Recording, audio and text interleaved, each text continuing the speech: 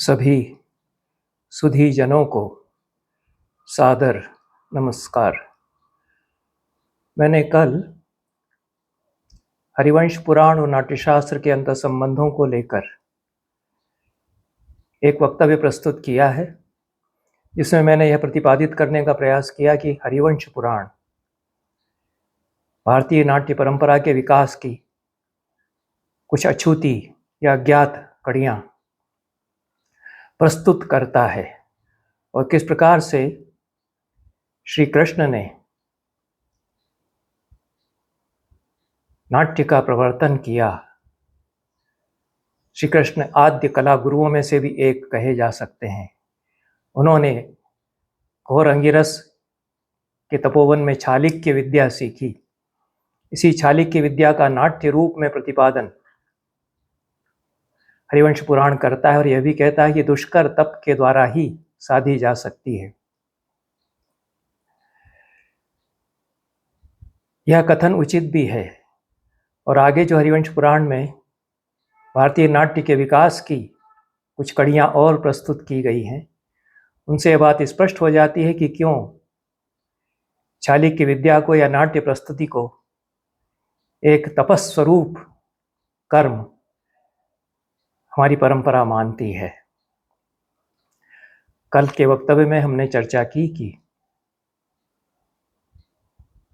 श्री कृष्ण यादवों को लेकर पिंडारक क्षेत्र में समुद्र यात्रा के लिए जाते हैं, विहार करते हैं। समुद्र के किनारे नृत्य संगीत होता है, उसमें चालिक्य भी प्रस्तुत होता है और उससे मिलते जुलते जो अन्य नृत्य नाट्य हैं, हल्लीसक और फिर रासक, इनकी प्रस्तुतियाँ वहाँ होती हैं। अप्सराएं आती हैं, नारद आ जाते हैं, वे वीणा वादन करते हैं, तो एक संपूर्ण प्रस्तुति गांधर्व की हो जाती है। और हमारा जो नाट्य है वो किस प्रकार से संगीत और नृत्य से ही पूरी तरह से सम्मिलित होकर के प्रस्तुत हुआ। और यह आख्यान का रंगमंच एक प्रकार से था जिसमें कथा गायन भी होता था।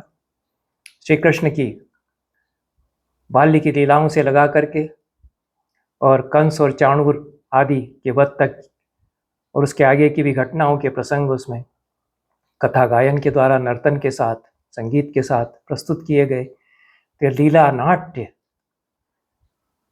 उस समय आरंभ हो जाता है। कृष्ण लीला का यह आद्य उल्लेख है, क्योंकि हरिवंश पुराण तो महाभारत के समान ही प्राचीन है। न केवल कृष्ण लीला का, अपितु राम लीला का जो रंगमंच है उसका भी प्राचीनतम निदर्शन हरिवंश पुराण करता है और इस पर आज चर्चा करेंगे। यह भी कल जो हरिवंश पुराण में प्रसंग मैंने बतलाया था, पिंडारक क्षेत्र में समुद्र के किनारे विहार का प्रसंग, और उसमें इस प्रकार के जो नृत्य नाटकों की या लीला नाट्यों की हल्लीसक, रास और चालिक्य की प्रस्तुतियाँ उनसे जुड़कर के आगे आता है। उनसे जुड़कर इसलिए आता है कि उसी उत्सव के समय एक भानु नामक यादव की कन्या भानुमति का अपहरण निकुंभ नामक असुर कर लेता है।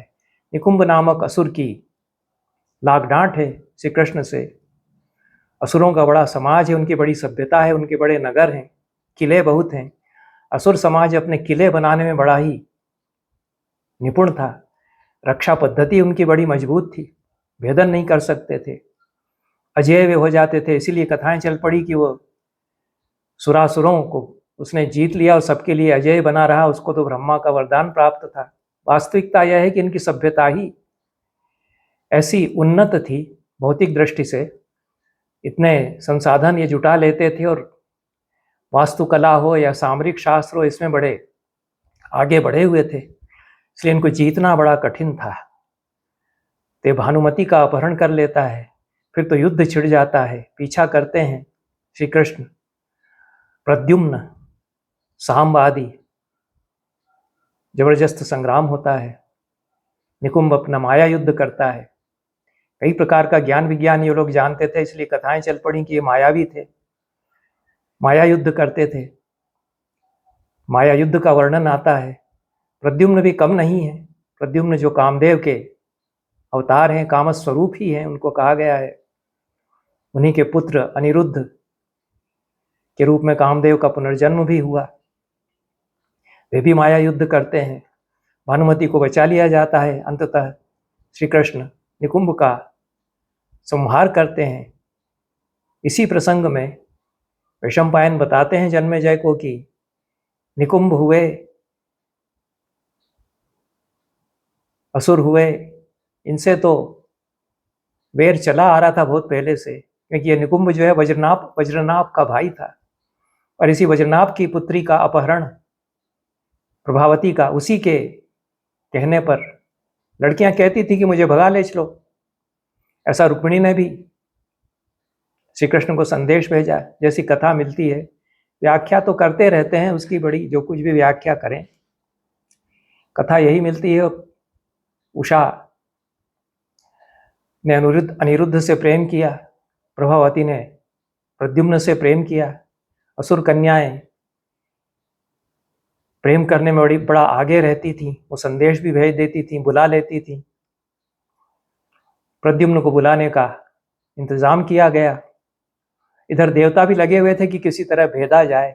जो वज्रनाभ का अभेद्य पुर है, उसने वरदान प्राप्त कर लिया है कि त्रिलोकी के लिए अजय बना रहेगा और सबको जीत लेगा। अब सबको जीत करके अपने अभेद्य दुर्ग से बने हुए वज्रनाभ नगर, उसके भीतर भी एक वज्रपुर अलग है, ऐसा अभेद्य किला उसने बना रखा है, उसमें वह रहता है और अत्याचार करता है। तो बड़ी योजनाएं बनाई जाती हैं। भद्र नामक एक नट की उत्पत्ति हुई स्वर्ग में, उसकी उत्पत्ति से फिर कथा जुड़ती है। और इंद्र आते हैं, कश्यप ऋषि के पास भी जाते हैं, फिर श्री कृष्ण के पास आते हैं कि किसी तरह वज्रनाभ से रक्षा कीजिए हम लोगों की। श्री कृष्ण कहते हैं कि मेरे पिता वसुदेव का अश्वमेध यज्ञ हो रहा है, उसकी समाप्ति के पश्चात मैं वज्रनाभ के संहार के लिए कुछ उपाय करूंगा। इधर इंद्र भी अपनी योजना बनाते हैं, वो भी चुप नहीं बैठे हुए हैं। वे भद्र नामक जो नट है, उसकी प्रस्तुतियां होती हैं इस अश्वमेध यज्ञ में। कश्यप ऋषि, अन्य सब महर्षि बड़े प्रसन्न होते हैं और भद्र से कहते हैं कि वरदान मांगो। भद्र यही कहता है कि मैं जिस जिसका वेश धरूं उसके जैसा हो जाऊं। यह तो वरदान मांगा गया और वरदान दिया गया, पर इसमें नाट्य कला का मर्म बता दिया गया है कि भरत मुनि ने जो सात्विक अभिनय में परकाय प्रवेश का सिद्धांत बताया है कि नट जो है, अभिनेता जो है, वह चलता फिरता जीव होता है, अपनी काया से निकल करके दूसरी भूमिका की काया में वह प्रवेश कर लेता है, फिर उसी के जैसा वह दिखाई पड़ने लगता है। वेषेण वर्णकैश्चैव छादितः पुरुषस्तथा परभावं प्रकुरुते यस्य वेषम समाश्रितः। ये 2 बार 21वें अध्याय में और 26वें अध्याय में नाट्यशास्त्र में भरत मुनि ने कहा है। यथा जीवो देहांतरम गच्छन, जीव जिस तरह से एक देह से दूसरी देह में जाकर के उसी के जैसा बाहर से दिखाई पड़ने लगता है, लेकिन जीव तो अभिनेता का होता है। यह रहस्य भद्र जानता था, इसलिए वो साधना उसकी, तपस्या उसकी ऐसी है, अभिनय की साधना, कि जिस भूमिका में वह जाता है उसी के जैसा लोगों को दिखाई पड़ने लगता है। इसी से वेश शब्द जो है वह नाट्य कला की जो सिद्धि उसको बताने के लिए भी चल पड़ा। वेश तो वेशभूषा के अर्थ में तो आता ही है, लेकिन गुजराती रंगमंच पर वेश उसी को कहते हैं, किसी और का भेष, किसी और का वेश धारण करना। तो नाट्य रूप ही एक वेश बन गया, वेश धारण करना, यह नाट्य का पर्याय भी बन गया। तो यह भद्र नट जो है, यह उसको एक तरह से वरदान है। ऋषियों ने आशीर्वाद दिया है, वरदान दिया, वो तो ठीक है, लेकिन उसकी साधना ऐसी है कि वह अभिनय में इतना प्रवीण हो चुका है। तो यह वरदान मांगता है। जब प्रसन्न होते हैं अश्वमेध यज्ञ में उसका प्रदर्शन देख करके ऋषिगण, समुपस्थित सब क्षत्रियगण, अश्वमेध यज्ञ, वाजपेयी यज्ञ, राजसूय यज्ञ, सोमयाग, इन सब में नृत्य, नाट्य, संगीत होते थे। अश्वमेध तो 1 वर्ष तक वहाँ अश्व के छोड़े जाने पर कुछ न कुछ चलता रहता है। आख्यान सुनाए जाते हैं 360 दिन तक, 36 आख्यान सुनाए जाते हैं। ये सब वीणाएं बजाई जाती हैं, नृत्य संगीत होते हैं। यज्ञ ऐसा नहीं है कि आहुति दी और मान लिया कि बस स्वर्ग में पहुंच जाएंगे हम। सारी जो हमारी साधनाएं हैं, कलाएं हैं, उन सब के लिए रंगमंच, उन सब के लिए मंच, यज्ञ, वैदिक यज्ञ हुआ करते थे। उस अश्वमेध यज्ञ में भद्र को बुलाया, उसने कई तरह की नाट्य प्रस्तुतियां की। तो ऋषियों ने कहा कि वरदान मांगो।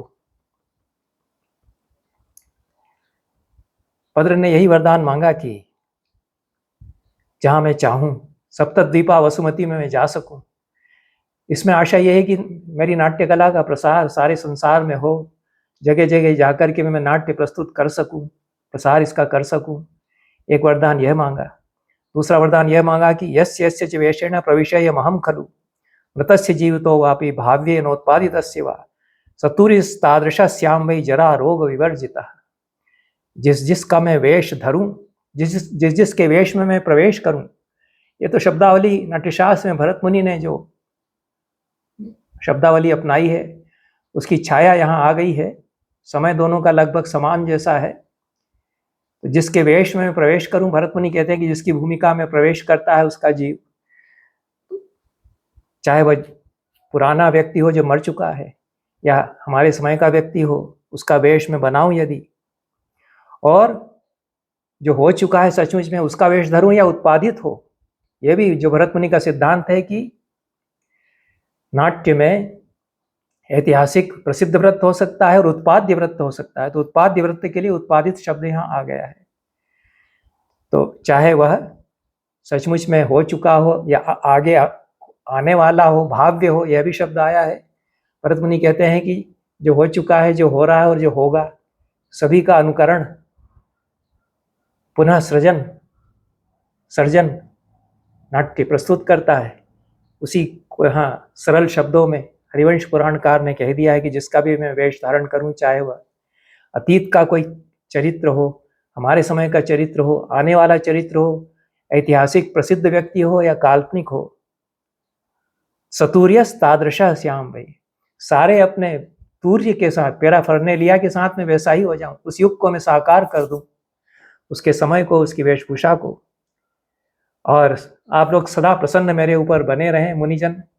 तो शैर मुनियो नित्यम अन्य च महो सर्वदा। आप मुनिजन पहले प्रसन्न रहें और बाकी समाज भी प्रसन्न रहे मेरी कला से। सुंदर वरदान उसने मांगा। ब्राह्मणों ने वरदान दिया कि ऐसा ही होगा। तब से भद्र जो है वह जगह जगह जाकर के अपनी नाट्य कला दिखाता रहता है। द्वारका में भी वह पहुंच जाता है, श्री कृष्ण के आगे अपनी नाट्य कला दिखाता है। यह सब चलता रहता है। इधर इंद्र जो है वह हंसों और हंसिनियों को बुलाते हैं कि तुम लोग वजनाभ के पुर में चले जाओ। इंद्र भी अपनी माया रचते हैं, क्योंकि अभेद्य दुर्ग है। मुहावरा है कि पंछी के भी पर नहीं फड़क सकते हैं वहां पर, चिड़िया के पर भी वहां नहीं फड़क सकते हैं, लेकिन चिड़ियाएं तो प्रवेश कर सकती हैं। पंछियों के लिए तो कोई सीमाएं नहीं, दुर्ग हो वो तो उसमें अंदर जा सकते हैं। तो हंसों और हंसिनियों को उन्होंने भेजा कई जोड़े, तुम लोग जाओ और फुसलाओ प्रभावती से, प्रद्युम्न के लिए प्रभावती के मन में प्रेम उत्पन्न करो। प्रभावती यदि रीझ जाएगी प्रद्युम्न के गुण सुन करके और वह कुछ व्यवस्था करा लेगी कि प्रद्युम्न वहां पहुंच जाए और भद्र हमारा जो नट है वह पहुंच जाए, तब उनके पीछे फिर हम किसी तरह से सेंध लगाएंगे। वज्रनाभ के अभेद्य दुर्ग में ये व्यवस्था इंद्र करते हैं। तो हंस और हंसिनियां जाते हैं, वे खूब बातचीत करते हैं वज्रनाभपुर के लोगों से। बड़े ही सुसंस्कृत लोग हैं, प्रसन्न होते हैं। हंस बात कर रहे हैं, खूब प्रसन्न होकर के सुनते हैं। फिर हंसिनियां प्रभावती के पास चली जाती हैं, प्रद्युम्न के गुणों का वर्णन करती हैं। प्रभावती तो पहले से ही जो वैर है सुरों और असुरों में, उसको लेकर के खिन्न है कि क्यों सब हमारे पिताजी लड़ते रहते हैं, हमारे चाचा, हमारे पिता, ये सब लोग देवताओं से, मनुष्यों से क्यों लड़ते रहते हैं, क्यों अपना साम्राज्य का विस्तार इतना करना चाहते हैं। और जब श्री कृष्ण के पुत्र प्रद्युम्न के असाधारण गुणों का वर्णन करती हैं हंसिनियां प्रभावती के आगे, तो वो कहती है कि मैं तो चाहती ही यही हूँ कि प्रद्युम्न जैसा मुझे कोई युवक मिल जाए। तो हंसिनियां कहती हैं कि हम लोग मिला देंगे उससे तुमको। फिर भद्र नट के गुणों का वर्णन वे करती हैं कि भद्र नट बड़ा ही कुशल है, तुम्हारा ही यहाँ वज्रनाभपुर में ही उसका प्रदर्शन नहीं हुआ, सारी दुनिया में वह सप्तद्वीपा वसुमती में अपने नाट्य प्रस्तुतियाँ देता रहता है, लोग बहुत मोहित हैं, तो क्यों नहीं उसका यहाँ प्रदर्शन हो जाए। और फिर वे जो वज्रनाभपुर के महाराज, वज्रनाभ ही उनका नाम है, अजेय हैं, बड़ा महान पराक्रमी हैं, उनके सामने भी पहुंच जाती हैं, उनके गुणों का वर्णन करती हैं, भद्र के गुणों का। तो वे भी कहते हैं कि भाई ऐसा है तो हम भी देखेंगे क्या संगीत होता है, क्या नृत्य होता है। हम नृत्य संगीत की कलाएं मनुष्य को ऊंचाइयों पर ले जाती हैं, मुक्त करती हैं। इन्हीं का उपयोग पॉलिटिकल पर्पस के लिए भी हो सकता है, चाणक्य ने भी ऐसा बताया है। तो ये भद्र का उपयोग फिर देवताओं ने इस रूप में किया कि किसी तरह से तुम प्रद्युम्न, साम, इन सबको भी नाट्य में निपुण बना दो, इनकी मंडली बनाओ और पहुंच जाओ वहाँ। तो ये लोग तो केवल अभिनेता नहीं, अभिनेता तो हैं भी नहीं, तुम्हारे साथ नाटक कर लेंगे, ये लोग तो शूरवीर हैं, ये घुस जाएंगे तो फिर ये लोग, इन लोगों के लिए वज्रनाभ को समाप्त करना संभव होगा। देवताओं के लिए तो वह अजेय है वरदान के कारण। तो इस तरह से भद्र नामक जो नट है वह अपनी मंडली सहित वज्रनाभपुर के बाहर जो बस्तियां हैं उनमें नाट्य दिखाता रहता है, उसकी बड़ी प्रशंसा होती है। और होते होते महाराज वज्र के पास भी फिर से उसकी प्रशंसा पहुंचती, पहले सुन चुके हैं, इन इतनी आसानी से थोड़े ही वो बुला लेंगे। तो उन्होंने कह तो दिया कि उनका भी कभी हम देखेंगे, लेकिन आसपास के ये वज्रनाभ का बड़ा भारी साम्राज्य है, उस साम्राज्य में वो भद्र के साथ प्रद्युम्न, सांब आदि यादव वीर चले जाते हैं और अभिनेता बनकर के नाटक दिखा रहे हैं वहाँ पर। सारे लोग, वहाँ के असुर समाज बड़ा प्रसन्न है, ऐसी नाट्य कला उनके पास नहीं थी। यह भी सत्य है कि भरत मुनि जैसा बताते हैं कि असुरों के पास गान विद्या कुछ थी, उनका संगीत था, और नाटक उनके पास ऐसा नहीं था। नाटक वो देखने आए भी, पहला नाटक भरत मुनि का, तो बहुत नाराज हो गए कि तो देवताओं को ही प्रसन्न करने के लिए, और उन्होंने हमला कर दिया। बहुत जल्दी चिढ़ जाते थे असुर लोग, एग्रेसिव जाति रही होगी। उन्होंने तो भरत मुनि का जो सूत्रधार था उसको भी खूब पिटाई कर दी, बड़ा लड़ाई झगड़ा तमाशा किया रंगमंच पर। उन्होंने भरत मुनि समुद्र मंथन समोकार अपना करा रहे थे। यह नाट्यशास्त्र के पहले अध्याय में प्रथम प्रस्तुति भरत मुनि की, जो महान रंगकर्मी हैं, आद्य रंगकर्मियों में से, आद्य नाट्य प्रयोक्ताओं में से एक है हमारी परंपरा के। उनकी प्रीमियर शो एक तरह से समुद्र मंथन का, वैसा तबाह कर दिया गया। तो ये नाट्य कला इन लोगों के पास थी नहीं। उनको संतुष्ट करने के लिए उनका संगीत फिर जोड़ा गया। पूर्व रंग में हम लोग आपका जो निर्गीत है, केवल बोल वाला जो आपका संगीत है, आद्य संगीत हमारी मानव जाति का वह है, उसको हम लोग एडॉप्ट कर लेंगे, ले लेंगे, ऐसा उनसे कहा गया। तो यह मंडली जो है पहुंची वहां, प्रद्युम्नम नायकम कृत्वा। यह 91वें सर्ग से, विष्णु पर्व में, हरिवंश पुराण से 94वें सर्ग तक 4 सर्गों में विस्तार से यह कथा है, जो अंततः प्रभावती और प्रद्युम्न की अमर प्रेम कथा से भी जुड़ती है। और इसको लेकर के भी नाटक, चंपू आदि संस्कृत में खूब लिखे गए। उषा और अनिरुद्ध की जो अमर प्रेम कथा है उसको भी लेकर के खूब नाटक, चंपू आदि लिखे गए। वही पंडित लोग, वही कवि लोग, उनके समय में कोई लड़का लड़की प्रेम करें तो उसको बुरी तरह से तंग कर मारेंगे, और वही उषा अनिरुद्ध के प्रेम कथा पर, प्रभावती प्रद्युम्न की प्रेम कथा पर चंपू नाटक आदि भी लिखेंगे। तो ये इस भद्र के साथ श्री कृष्ण ने प्रद्युम्न को नायक के रूप में, कि तुम तो हीरो रहोगे, प्रद्युम्नम नायकम कृत्वा सांबम कृत्वा विदूषकम। सांब थोड़े ऐसे ही थे, उनको विदूषक का रोल दिया जाए। और परिपार्श्वे गदम वीरम अन्यान भेमांस तथैव च, पारिपार्श्विक बनाया गद जो दूसरे पुत्र थे श्री कृष्ण के, इस तरह से 3 जो उनके बड़े बेटे थे पटरानियों से, तीनों को उन्होंने मंडलियों में शामिल करा दिया उस भद्र के साथ। और ये लोग चले, सारे जो भैमी रुक्मिणी के पुत्र थे, रुक्मिणी के पुत्रों का मैंने नामोल्लेख किया है पहले अपने किसी वक्तव्य में, जो श्रीमद् भागवत और हरिवंश पुराण दोनों में नाम बताए गए हैं। तो उन सबको भी भेजा उन्होंने। ये लोग सब बड़े हो गए थे, इनके भी बेटे हो गए थे अब तक, इस तरह से। और वहाँ की जो द्वारका की पार मुखियाएँ थीं उनको नटियाँ बना दिया। अपने घर की जो महिलाएं लड़कियां उनको तो नहीं भेजा। वार मुख्या नटी कृत्वा, अभिनेत्रियां उन्होंने जो वार वनिताएं थी उनको बनाया। तो तत्तूर्य सदृशास्तदा, जो कि सारे गीत संगीत के अनुरूप थी, खूब अच्छा गाना बजाना जानती थी। तथा वो भद्रम भद्रस्य सहायांश तथा विधान, इस तरह से भद्र के लिए भद्र सहायक उन्होंने कर दिए श्री कृष्ण ने। प्रद्युम्न भीतम रम्यम विमानम ते महारथा जगमुरारुह्य कार्यार्थम देवानाम अमितोजसाम, अमित ओजस्वी देवताओं के कार्य के लिए प्रद्युम्न के द्वारा निर्मित किए गए। प्रद्युम्न तो मायावी थे, वे रथ भी बना लेते थे। रम्य विमान में वे आरूढ़ होकर के चल दिए। विमान शब्द रथ के अर्थ में भी आता है, विमान शब्द जो है एयरक्राफ्ट के अर्थ में भी आता है। और जहाँ तक मेरी समझ है, ये सर्वत्र विमान शब्द रथों के लिए ही आया है, महल प्रासाद के लिए भी आता है। और वो उड़ता हुआ सा चलता है, इसलिए कल्पना कर ली गई कि वो विमान में आते जाते थे ये लोग। तो प्रद्युम्न के द्वारा बनाए गए उस रथ पर विराजमान होकर के ये लोग सब चल पड़े। और पर पाए हुए ये जो थे भद्र महाराज, ये तो सूत्रधार थे सारी मंडली के, पहुंच गए। और वहां जाकर के नाटक इन्होंने क्या दिखाया कि रामायणम महाकाव्यम उद्दिश्य नाटकम कृतम, रामायण महाकाव्य को आधार बना करके उन्होंने नाटक का स्क्रिप्ट तैयार कर लिया। नाटक अपना उन्होंने उसके आधार पर बना लिया। नाटक बना लिया महाकाव्य रामायण के आधार पर। तो रामायण कौन सी, वाल्मीकि की रामायण ही हो सकती है।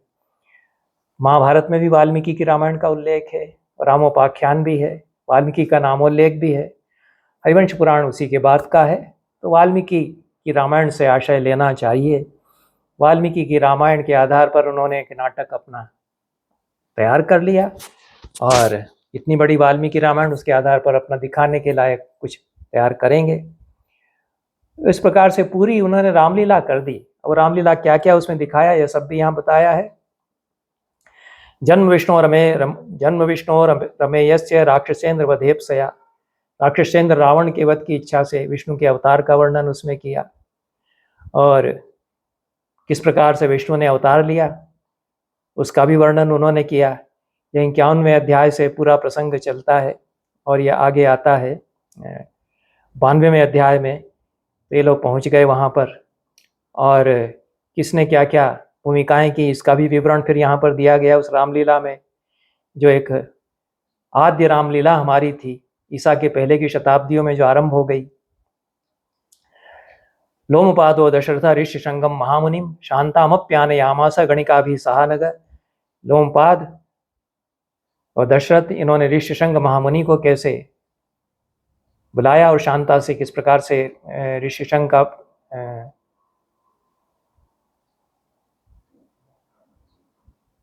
विवाह हुआ। और राम लक्ष्मण शत्रुघ्ना भरतश्चयु भारत ऋष्यशृंगश्च शांता च तथा रूपैः नटैः कृताः। राम लक्ष्मण शत्रुघ्न और भरत, ये चारों भाइयों का, और ऋष्यशृंग और शांता का वैसा ही रूप धारण करके, वैसा ही वेश धारण करके नटों ने अभिनय किया। यह अध्याय 93 में यह प्रसंग चलता है। और तत्काल जीवनो वृद्धा दानवा विस्मयम गता, यह इसमें थोड़ा बड़ा रोचक वर्णन है कि तत्काल जीवी जो बड़े बुजुर्ग लोग थे दानवों में, वे चकित हो गए कि अरे ये तो हमने उस जमाने में देखा भी था, ऐसा कैसे ही दिखा दिया इन लोगों ने। ये चमत्कार बताने के लिए कहा गया है। त्रेतायुग की कथा है। हरिवंश पुराण में कह यह रहे हैं कि उस समय जो रह चुके थे बूढ़े, जो अभी भी जीवित थे, उस समय जो रह चुके थे वे बूढ़े होकर के अभी भी जीवित थे। तत्काल जीवी वृद्ध जो है वो देख करके बड़े चकित हो गए कि ये तो हूबहू वैसा ही दिखा दिया इन लोगों ने। और भी आनंद हो गया उन लोगों को। तो they have recreated रामास period, Ram के युग को साकार कर दिया इन लोगों ने। आज चक्षुस्तेषाम वै रूप तुल्यत्व अच्युत, एकदम वैसे के वैसे ही ये लोग ऐसा कहने लगे कि वैसा ही रूप इन्होंने बना लिया है। संस्काराभिनयो तेषां प्रस्तावनानां च धारणम दृष्ट्वांगा सर्वे प्रवेशम च दानवा विस्मयम गताः। उनका संस्कार पूर्ण अभिनय, सुसंस्कृत अभिनय और प्रस्तावना उनकी और सारा अंग सहित अभिनय देख करके दानव बड़े विस्मित हुए। ते रक्ता विस्मयम नेदु असुरा परया मुदा, बहुत ही अनुरक्त होकर के और आनंदित होकर के हर्षोल्लास में भर गए देख देख करके। उत्थाय उत्थाय नाट्य से विशेष पुनः पुनः, नाट्य के विषयों में उठ करके एक एक प्रसंग पर उठ करके और उल्लास प्रकट करने लगे। स्टैंडिंग एप्लाज जिसको कहते हैं, खड़े होकर के और आनंद प्रकट कर रहे थे असुर समाज के लोग। रसिक लोग तो थे ही। ददुर्वस्त्राणि तुष्टाश्च ग्रेवे य वलयानि च, ऐसे संतुष्ट हो गए कि अपने कपड़े उतार उतार करके उनको देने लगे। बहुमूल्य कपड़े पहनते थे, बहुत रेशमी दुकुलें उतार करके उछाल दिया।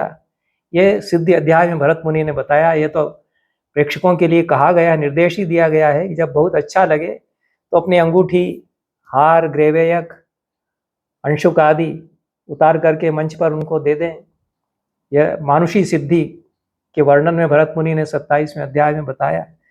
तो नाट्यशास्त्र ही एक प्रकार से यहाँ प्रकारांतर से नाट्यशास्त्र का पूर्वाभास कहें या उत्तराभास कहें, यहाँ पर व्यक्त हो रहा है। इस तरह से ददुर्वस्त्राणि तुष्टाश्च ग्रेवे या वलयानि च, अपने वस्त्र भी उन्होंने दिए उनको, ग्रेवे जो गले का आभूषण, हार वगैरह, और वलय कंगन वगैरह सब उतार उतार करके सोने के कंगन उनके ऊपर फेंकने लगे। ऐसे रईस रसिक लोग वे थे, असुर लोग। और इस प्रकार से इतनी सब सामग्री प्राप्त की जब भद्र की मंडली ने, तो वो लोग भी बड़े खुश हुए, क्योंकि और उसके साथ और भी नट होंगे जो कि लड़ाकू नहीं थे। और ये प्रद्युम्न, सांबगद, ये तो यादव समाज के शूरवीर लोग भी थे। इस प्रकार से वज्रनाभ की शाखा नगर, मतलब उसका जो राजधानी है, उसकी शाखाएं आसपास के नगर थे, उनमें धूम मच गई इसकी मंडली की, भद्र की मंडली की। एकदम से ऐसे नहीं घुस गए, नहीं तो शक हो जाता कि क्या है, एकदम से कैसे लोग आ गए। सारी जनता आसपास के जो शहर हैं वज्रनाभ की राजधानी के, तो मेट्रो सिटी है एक प्रकार से वज्रनाभ का जो नगर है, उसके शाखा नगरों में ऐसी धूम मच गई। तब उस तक फिर पहुंची है वज्र, महाराज वज्र के पास खबर कि हमारे राज्य में जो पर्यंत के नगर हैं, आसपास के नगर हैं, उनमें तो बड़ी बढ़िया मंडली प्रदर्शन कर रही है। तो आनीताम वज्रपुरम नटोसौ इति हर्षिता, महाराज वज्र ने, फिर दैत्येंद्र ने संदेश भेजा कि उस भद्र नट को भाई बुलाया जाए हमारे यहाँ, हम भी उसकी प्रस्तुतियां देखेंगे। दानवेंद्र वचः श्रुत्वा शाखा नगरवासी भी नीता वज्रपुरम रम्यम नटवेशेन यादवा। दानवेंद्र का आदेश सुनकर के शाखा नगर के जो निवासी थे, 2 बार इसमें शाखा नगर आया है, 93वें सर्ग के विष्णु पर्व के 14वें और 16वें श्लोकों में। तो शाखा नगर के लोगों ने, प्रजाओं ने महाराज वज्र का आदेश सुनकर के उससे कहा कि चलो अब तो महाराज बुला रहे हैं। तो वे उसको पहुंचाया उन्होंने। राजधानी तो बड़ी अभेद्य दुर्ग की तरह से थी। जब उनका आदेश आया तो ले गए लोग वहां तक और उनसे कहा कि भाई महाराज ने बुलवाया है, इनके लिए द्वार पर कोटे के खोले जाएं। तो इस तरह से वज्रपुर नाम ही है कि वज्र की तरह अभेद्य है, उसमें भद्र और उसकी मंडली को पहुंचा दिया गया। अब ये लोग घुस गए, घुसपैठ इनकी हो गई। अब वज्र ने कहा कि मंडली आ गई है तो बहुत इनके लिए व्यवस्था अच्छी की जाए। आवासश्च ततो दत्ता सुकृतो विश्वकर्मणा, विश्वकर्मा ने बहुत बढ़िया उनके निवास के लिए आनंद फानंद में भवन बनाया और जो कुछ उनको चाहिए था सारी व्यवस्थाएं की गई कि ठीक है, और जो कुछ बढ़िया चाहिए सब यहाँ से, हमारे यहाँ से लो। कार्यामास रम्यम च चमू वाटम प्रहृष्टवान, महाराज वज्र ने उनके लिए अलग से चमू वाट बनवा दिया। बहुत बड़ा रंगस्थल, ये वाट शब्द आता है महाभारत में कई स्थानों पर आता है, समाज वाट शब्द भी आया है। जहाँ प्रस्तुतियाँ हों, बहुत बड़ा रंगमंच और आसपास हजारों लोग प्रदर्शन देखें, ऐसा भी रंगमंच है। महाभारत में इसका खूब वर्णन आता है। तो ये चमुवाट उन्होंने बनाया कि भाई देखेंगे। ततस्तान परिविश्रांतान प्रेक्षार्थाय प्रचोदयत। जब वो लोग आए वहाँ से, बड़ी विस्तीर्ण राजधानी है, यात्रा करके आए, थके मांदे, अच्छी तरह से आराम कर चुके, तब वज्र महाराज ने कहलवाया कि अब भाई हमारे यहाँ नाटक दिखाओ। प्रेक्षा, प्रेक्षा शब्द यहाँ आया है जो महाभारत में भी कई बार आता है। शो, प्रस्तुति, उसके लिए यह आता है। तो उसके लिए फिर बुलाया कि अपना शो यहाँ दिखाओ। दत्वा रत्नानि भूरिणी वज्रनाभो महाबल। रत्न पहले ही से उनको खूब समर्पित भी किए। और उपविष्टश्च तान द्रष्टुम सह ज्ञातिभिरात्मवान। अपने कुटुंब के सब लोगों के साथ में नाटक देखने के लिए महाराज वज्र जो हैं वो बैठ गए। अब क्या व्यवस्था है, ये भी प्राचीन काल में, ये महाभारत में भी बहुत वर्णन आते हैं कि समाज वाट, बड़े वाट बनाए जाते थे, उसमें सिटिंग अरेंजमेंट, आसन सन्निवेश कैसे होता था कि महिलाएं जो राजकुल की हैं वो देखेंगी तो अन्य लोग उनको न देखें और रंगमंच सीधा उनको दिखाई दे, इस तरह के आसन सन्निवेश बनाए जाते थे। तो छन्ने चांतपुरम स्थाप्य चक्षुर्दृष्टि नराधिप। अंतपुर की सारी रानियों को उसने ऐसे स्थान पर आसन लगवाए जहाँ से रंगमंच तो वे सीधे देख सकती थी, चक्षुर्दृष्टि, लेकिन अन्य लोगों के लिए वह आच्छन्न था। इस तरह से उनकी प्रस्तुतियां शुरू हुई। आगे इस प्रस्तुति का जो वज्र के सामने बताई और भी वर्णन है यहाँ पर। भैमापि कहा है,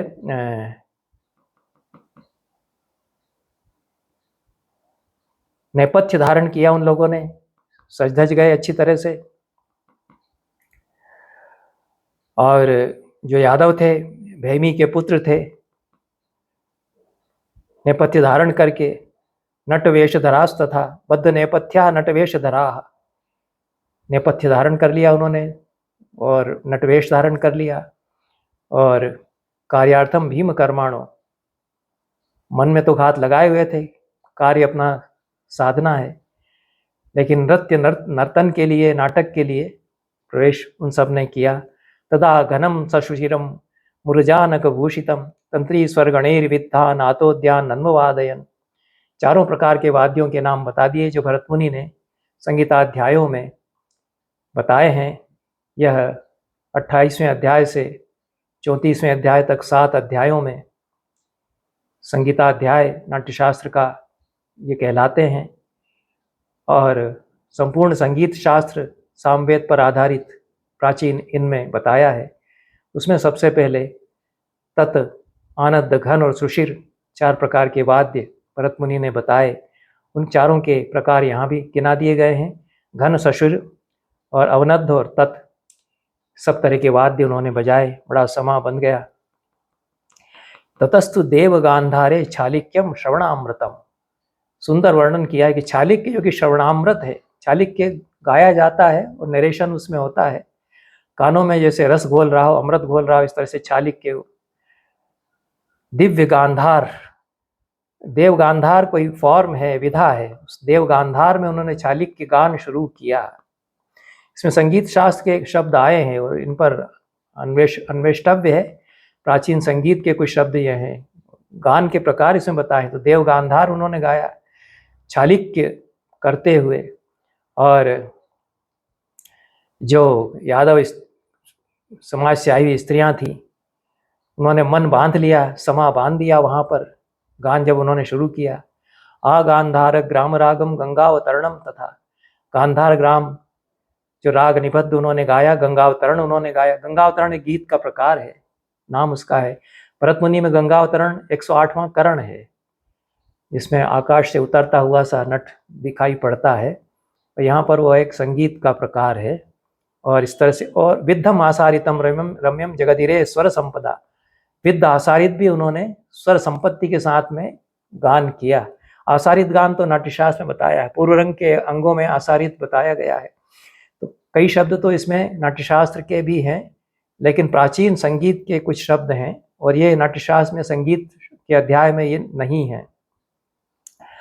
तो नांदीम च वादयामासु, नांदी का वादन उन्होंने किया। नांदी एक बड़ा सा वाद्य है, अवनद्ध वाद्य है नगाड़े की तरह से। और नांदी जो नाटक में मंगल के लिए गान होता है उसको भी नांदी कहते हैं।